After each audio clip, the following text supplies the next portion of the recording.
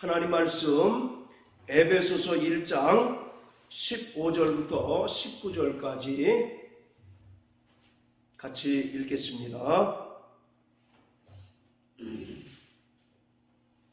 같이 읽습니다. 이를 인하여 주 예수 안에서 너희 믿음과 모든 성도를 향한 사랑을 나도 듣고 너희를 인하여 감사하기를 마치 아니하고 내가 기도할 때에 너희를 말하노라.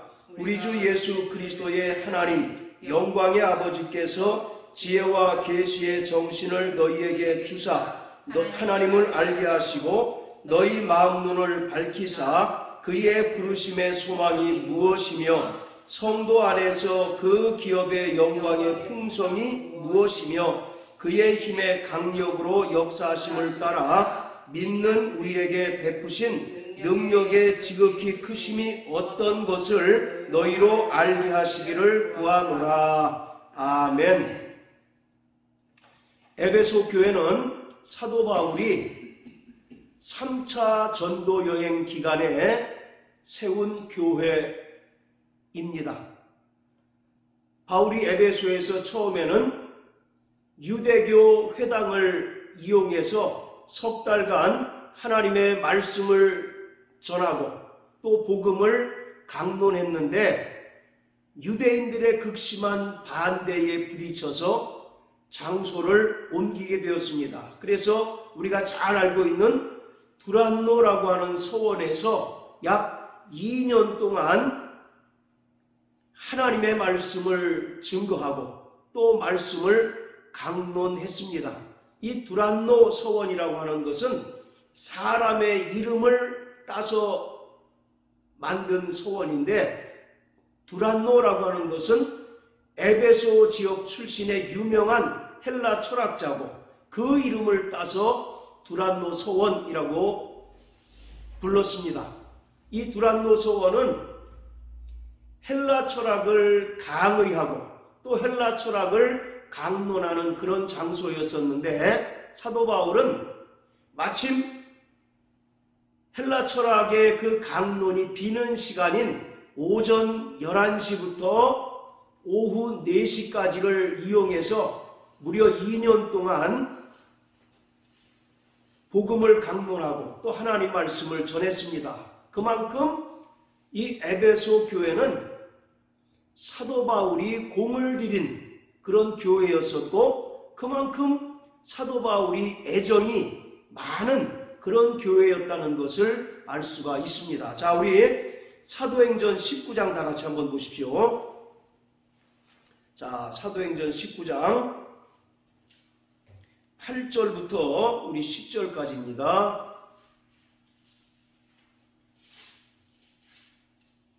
자, 같이 읽습니다. 바울이 회당에 들어가 석 달 동안을 담대히 하나님 나라에 대하여 강론하며 권면하되 어떤 사람들은 마음이 굳어 순종치 않고 무리 앞에서 이 도를 비방하거늘 바울이 그들을 떠나 제자들을 따로 세우고 두란노 서원에서 날마다 강론하여 이같이 뒤에 동안을 하매 아시아에 사는 자는 유대인이나 헬라인이나 다 주의 말씀을 듣더라. 아멘. 자, 8절에 보면 바울이 에베소에서 사역을 시작한 것은 유대교 회당이었습니다. 그래서 그곳에서 석 달 동안 담대히 하나님 말씀을 강론했습니다. 그런데 9절에 보면 어떤 사람들은 마음이 굳어 순종치 않고 무리 앞에서 이 도를 비방했다라고 이렇게 얘기합니다. 여기서 어떤 사람들은 구체적으로는 바로 유대인들이겠죠. 바로 그 유대교 회당에서 율법을 가르치는 그런 장소로 활용했었는데 느닷없이 사도 바울이 와서 예수 그리스도를 전파하고 또 하나님 나라에 대해서 전파하기 때문에 그들의 마음이 굳어서 순종치 않고 들으려 하지 않고 무리들을 내쫓았다라고 이렇게 이야기합니다. 그래서 9절에 보면 그들을 떠나 제자들을 따로 세웠다라고 이렇게 기록하고 있는데 이 말이 교회사적으로 대단히 중요한 의미를 지니고 있습니다.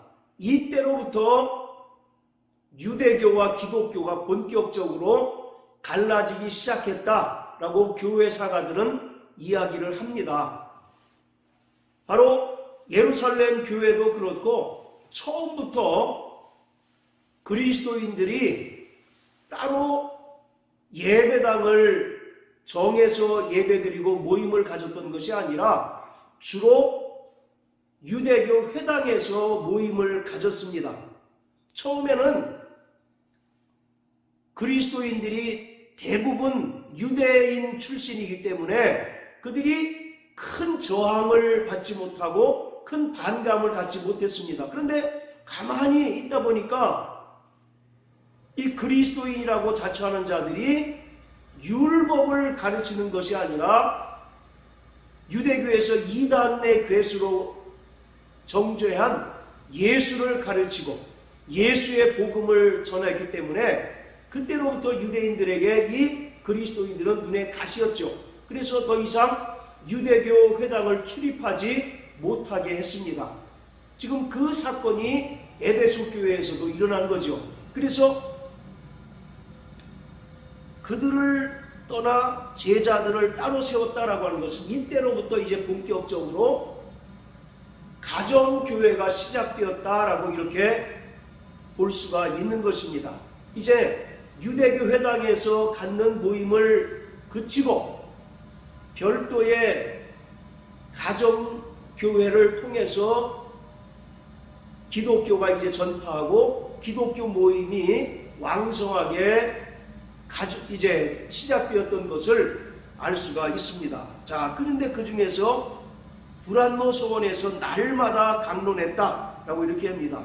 무려 2년 동안이나 날마다 하나님 나라에 대하여 강론했습니다. 하루에 5시간씩 오전 11시부터 오후 4시까지 무려 5시간 동안 날마다 하나님의 말씀을 강론했습니다.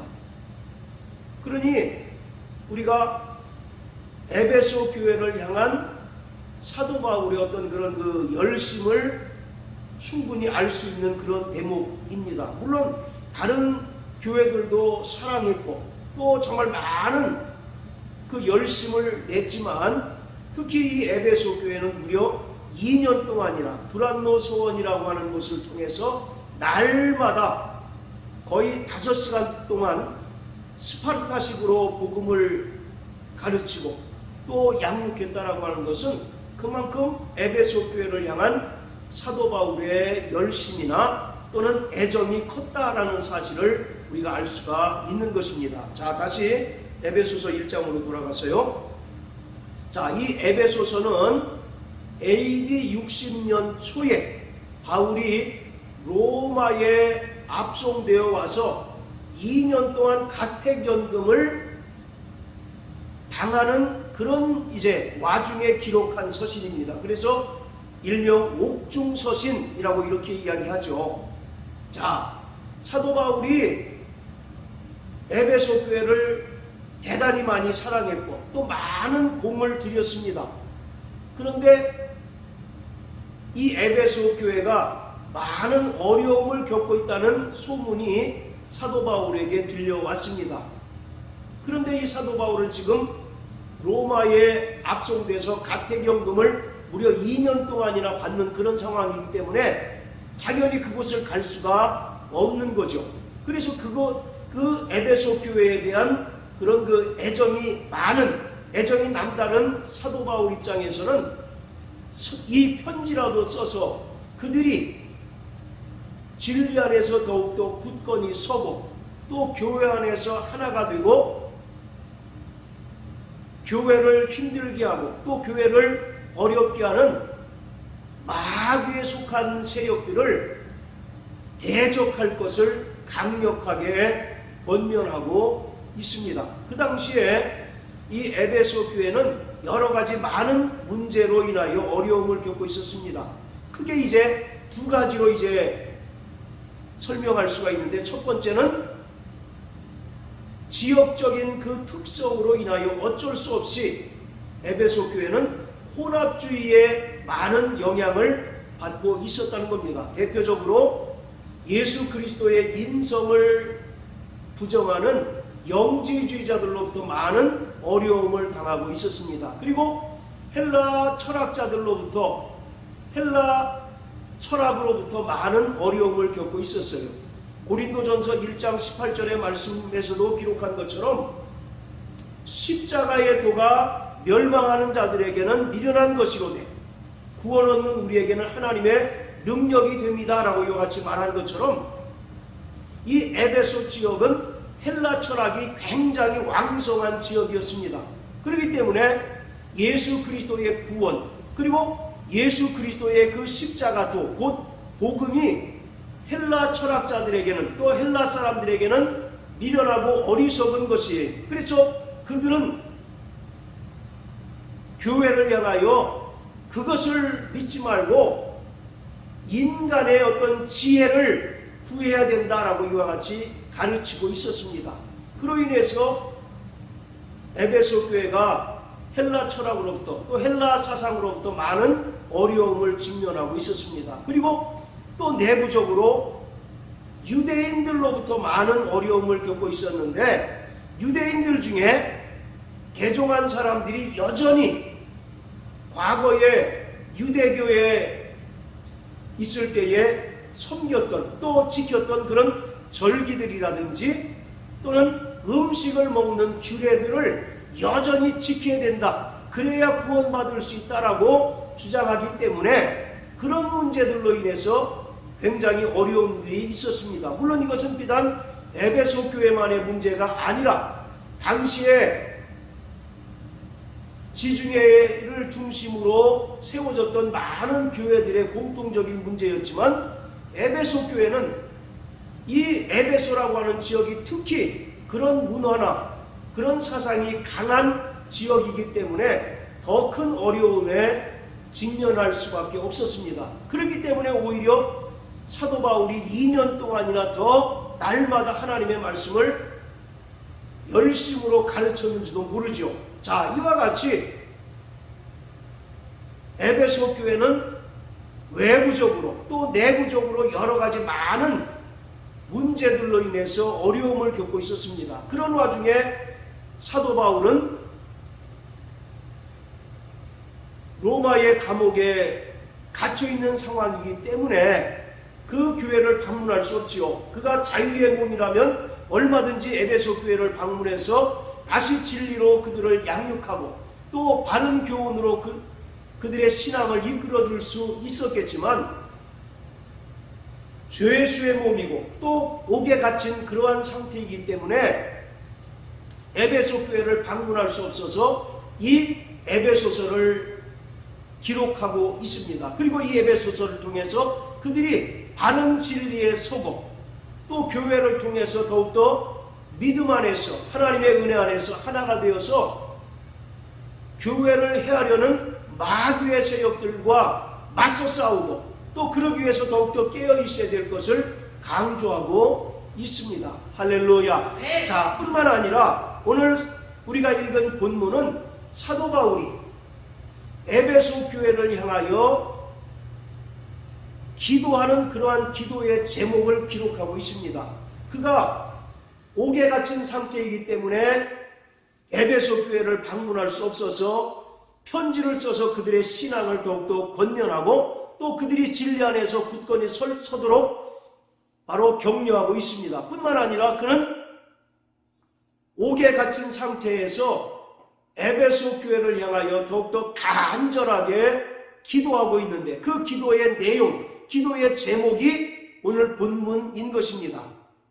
그러니 우리가 충분히 상상할 수 있는 것은 얼마나 간절히 사도 바울이 에베소 교회를 기도했을까라고 하는 것이지요. 자, 우리가 읽은 본문에는 사도 바울이 에베소 교회를 향하여 기도한 그 기도의 제목들이 나옵니다.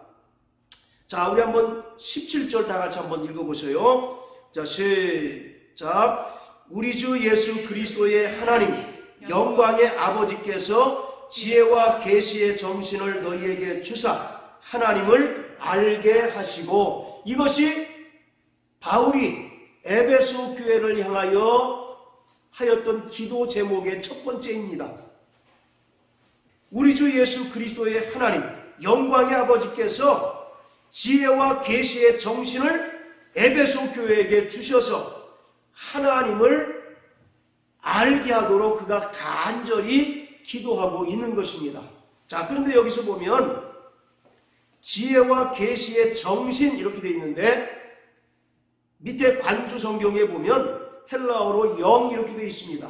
바로 헬라어로 푸뉴마라고 번역하고 있는데 이것은 성령을 가리키고 있습니다. 성령은 지혜와 계시의 영이십니다.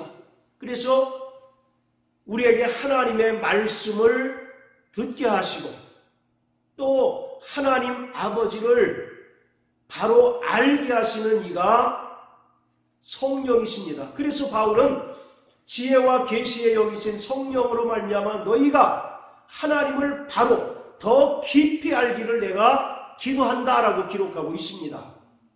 자, 따라하세요. 성령은 지혜와 계시의 영이시다. 지혜와 계시의 영이시다. 네, 바로 하나님의 말씀을 바로 듣게 하고 또 하나님을 바로 더 깊이 알고 체험하게 하시는 이가 바로 성령이십니다. 자, 우리 이사야서 11장을 다 같이 한번 보시겠습니다.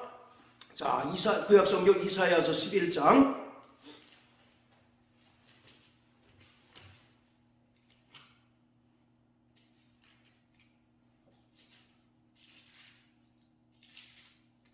자, 1절, 2절입니다.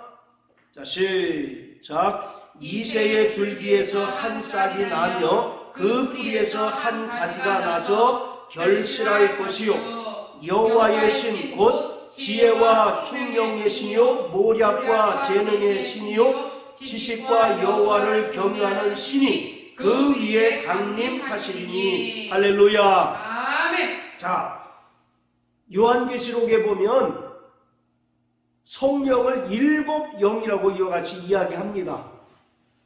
자, 따라서 7영. 네, 왜 성령을 7영이라고 이야기할까요? 7분이어서 7영이라고 할까요? 아니요. 네, 그것은 바로 성령의 7가지 특성을 말하고 있는 겁니다. 바로 7이라고 하는 7이라고 하는 것은 하나님의 완전 숫자예요. 그렇기 때문에 바로 7영이라고 하는 것은 성령 하나님의 특성을 말하고 있습니다. 7가지 특성을 말하고 있는데, 자, 이사야 11장 2절에 보면 성령의 7가지 특성을 이야기합니다. 성령은 지혜. 하나님의 신이라는 겁니다. 먼저 하나님의 영이라는 것이죠. 그리고 지혜의 신이시고 총명의 신이시고 모략의 신이며 재능의 신이고 지식의 신이고 여호와를 경유하는 신, 정확하게 7가지 특성에 대해서 이야기하고 있습니다.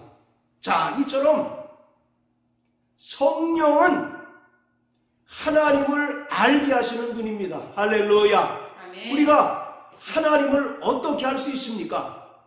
육체적인 그 몸을 가진 우리 인간이 영이신 하나님을 어떻게 알 수 있고 그분을 어떻게 체험할 수 있습니까? 오직 성령으로만 가능한 거예요. 성령께서 우리에게 하나님께 대한 지식을 주시고 또 성령께서 하나님에 대한 지혜를 더하심으로 말미암아 우리가 하나님을 올바로 알 수 있고 하나님을 더 깊이 체험하고 더 깊이 알 수 있는 것입니다. 이것이 사도 바울의 에베소 교회를 향한 첫 번째 기도예요.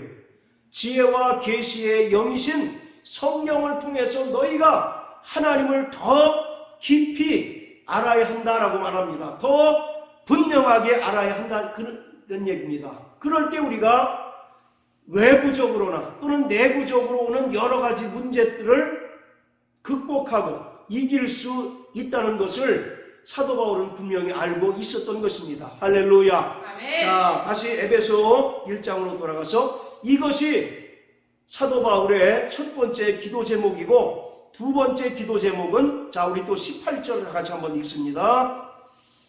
자, 1장 18절. 시작. 너희 마음 눈을 밝히사 그의 부르심의 소망이 무엇이며 성도 안에서 그 기업의 영광의 풍성이 무엇이며. 자, 두 번째 기도 제목은 너희 마음 눈을 밝히사 하나님께서 너희를 부르신 목적이 무엇이고 또 하나님께서 너희에게 주신 그 기업의 영광이 얼마나 풍성한가를 알도록 그가 기도하고 있다는 겁니다. 자, 여기서 그의 부르심의 소망이 무엇이며, 이 말은 하나님께서 구원받은 성도들을 부르신 목적이 무엇인가를 분명히 알아야 한다는 겁니다. 하나님께서 우리를 왜 구원하셨을까요?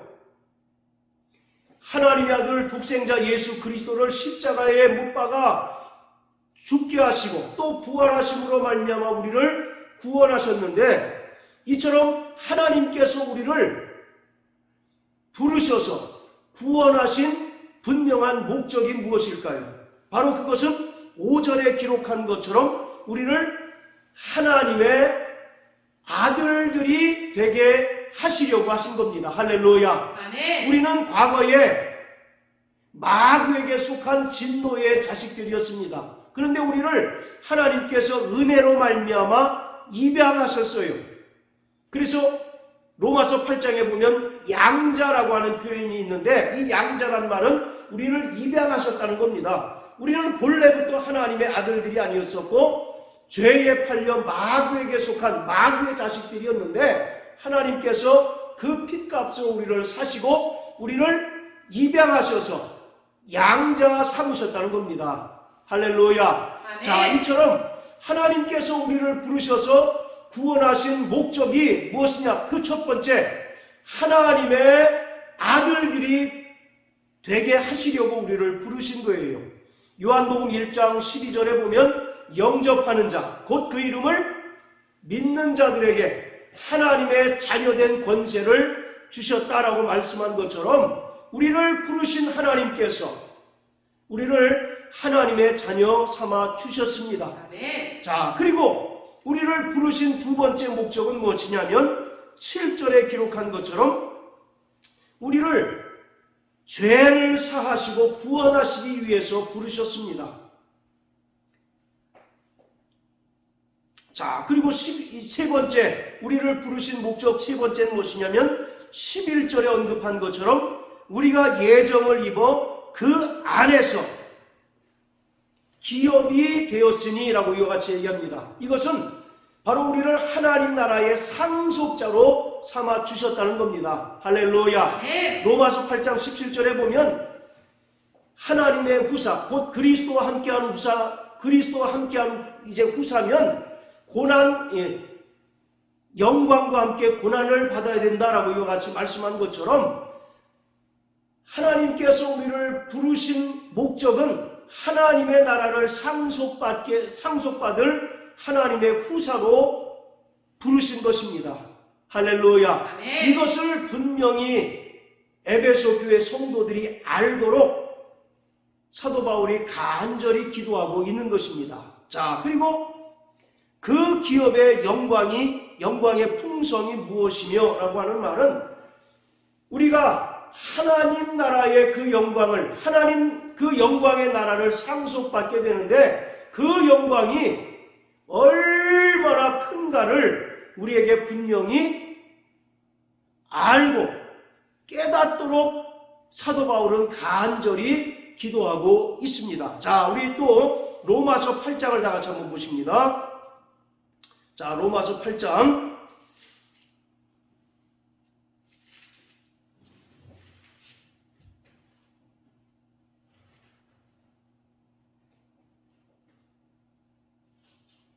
자, 29절부터 30절까지입니다. 시작. 하나님이 미리 아신 자들로 또한 그 아들의 형상을 본받게 하기 위하여 미리 정하셨으니 이는 그로 많은 형제 중에서 맏아들이 되게 하려 하심이니라. 또 미리 정하신 그들을 또한 부르시고 부르신 그들을 또한 의롭다 하시고 의롭다 하신 그들을 또한 영화롭게 하셨느니라. 할렐루야. 네. 자, 30절에 보세요. 또 미리 정하신 그들을 또한 부르시고, 그리고 그 뒤에 보면 부르신 목적이 나오죠. 부르신 그들을 또한 의롭게 하시고, 의롭다 하신 자들을 영화롭게 하셨다라고 이와 같이 말씀하고 있습니다. 이것을 에베소서 1장에 사도 바울이 좀 풀어서 기록하고 있는 것입니다. 그래서 그 부름의 소망이 무엇이며 또 하나님 안에서 그 기업의 영광의 풍성이 무엇인가라고 하는 말은 바로 하나님께서 우리를 부르셔서 의롭게 하시고 또 하나님의 자녀로 삼으셨을 뿐만 아니라 장차 얻게 될 그 하나님의 영광의 나라를 상속받을 터인데 그 하나님 나라의 영광이 얼마나 큰가를 에베소 성도들이 알도록 지금 사도 바울은 간절히 기도하고 있다라는 것입니다. 자, 또 에베소 1장으로 돌아가서요. 자, 우리 19절 다 같이 한번 읽어보십니다. 자, 시작. 그의 힘의 강력으로 역사하심을 따라 믿는 우리에게 베푸신 능력이 지극히 크심이 어떤 것을 너희로 알게 하시기를 구하노라. 자, 세 번째 기도 제목은 우리에게 베푸신 능력이 얼마나 큰가를 너희가 알도록 사도 바울이 기도하고 있다는 겁니다. 자, 하나님의 능력이 얼마나 위대하고 큰가를 에베소 성도들이 알도록 사도 바울이 기도하고 있다는 겁니다. 자, 여기서 우리에게 베푸신 하나님의 능력은 과연 어떤 것을 이야기할까요? 그것은 20절에 기록하고 있는데 예수 그리스도의 부활과 승천을 말하고 있습니다. 그가 인간의 죄를 대속하시기 위하여 십자가 달려 죽으셨지만 하나님께서 그를 다시 살리셨고 또 하늘로 올리우사 영광의 보좌에 앉게 하셨다라고 하는 것입니다. 이처럼 에베소 교회 성도를 향하여 사도 바울은 간절히 기도하고 있습니다. 그 첫 번째 기도 제목이 뭐였습니까? 지혜와 계시의 영이신 성령으로 말미암아 너희가 하나님 알기를 더 깊이 또 바로 알기를 원한다라고 얘기합니다. 그리고 바울의 두 번째 기도 제목은 무엇이냐면 하나님께서 너희를 부르신 목적이 무엇이고 또 너희가 장차 하나님 나라를 상속받을 터인데 그 하나님의 나라가 얼마나 큰 영광이 있는지 너희가 알도록 기도하고 있다는 겁니다. 그리고 세 번째 기도 제목은 19절에 기록한 것처럼 너희에게 베푸신 하나님의 능력, 즉 예수 그리스도를 죽은 자 가운데서 다시 살리시고 그를 하늘로 올리우사 하나님 보좌 우편에 앉게 하신 그 하나님의 능력이 얼마나 큰가를 너희가 알라는 것입니다. 자, 그런데 중요한 것은 이 세 가지 지금 사도 바울이 에베소 교회를 향하여 간절히 기도하는 이 세 가지 기도 제목이 하나로 모아지는 곳이 있는데 그것이 바로 교회라고 하는 것입니다. 즉 교회는 성령을 통해서 하나님을 바로 아는 성도들이 모이는 곳이고 또 하나님께서 우리를 부르신 목적과 또 장차 얻게 될 그 하나님의 나라의 영광이 얼마나 큰가를 분명히 아는 자들이 모인 곳이 바로 교회라는 것입니다. 그리고 우리에게 베푸신 하나님의 능력이 얼마나 큰가를 분명하게 깨닫고 아는 자들이 모인 곳이 바로 교회라고 하는 사실이에요. 그래서 결국 사도 바울의 그 기도의 결국은 뭐냐면 결론은 무엇이냐면 그리스도의 몸된 교회가 얼마나 영광스럽고 또 우주적이고 종말론적인 실체인가를 에베소 성도들이 분명히 깨닫고 알라는 것입니다. 왜냐하면 그 뒤에 다음 주에 이제 하게 될 텐데 주님의 몸된 교회에는 하나님의 영광이 충만하기 때문이다라고 말씀하고 있어요. 그래서 우리는 계속 말씀드리지만 교회를 떠나서는 우리의 믿음을 지속할 수 없습니다. 교회를 떠난 자는 그 믿음을 또 지속할 수 없기 때문에 하나님 나라에 최종적으로 들어갈 수 없다라고 하는 것이에요. 그렇기 때문에 우리는 주님의 몸된 교회를 사랑하고 또 정말 주님의 몸된 교회를 통해서 하나님을 바로 알고 또 하나님께서 우리에게 베풀어 주신 그 하나님 나라의 영광이 얼마나 큰가를 분명히 알고 현실적인 그런 어려움으로 인하여 우리가 낙심하거나 좌절할 것이 아니라 하나님께서 베풀어 주신 그 은혜와 그 능력과 그 영광의 풍성함으로 말미암아 우리가 당하는 그 고난과 또 외부적으로 또는 내부적으로 다가오는 모든 악의 세력들을 능히 물리치고 깨어 있어야 하는 것입니다. 할렐루야. 아멘. 그래서 23절에 보면 교회는 그의 몸이니 만물 안에서 만물을 충만케 하시는 자의 충만이다 라고 말합니다. 이것이 에베소서 1장의 결론이에요. 지금 1절부터 계속 사도 바울이 무엇을 이야기하고자 하느냐면 교회는 바로 그리스도의 몸이고 또 그리스도의 몸된 교회에는 하나님의 영광이 바로 충만하다라고 말씀하고 있습니다. 출애굽기 40장에 보면 모세가 성막을 짓고 하나님께 봉헌했을 때 그곳에 하나님의 영광이 충만했던 것처럼 또 솔로몬이 예루살렘 성전을 짓고 하나님께 봉헌할 때 그곳에 하나님의 영광이 가득했던 것처럼 그리스도의 몸된 교회는 하나님의 영광이 충만하다는 것입니다. 그래서 절대적으로 성도는 교회 안에서 날마다 하나님을 체험하고 또 교회 안에서 하나님의 영광의 풍성을 체험함으로 말미암아 우리의 삶 가운데 또 교회를 통해서 역사하는 모든 악의 세력들을 능히 대적하고 또 물리치며 또 날마다 하나님 나라의 영광을 바라보며 깨어있는 자가 되어야 한다라고 하는 사실을 사도 바울은 말하고 있는 것입니다.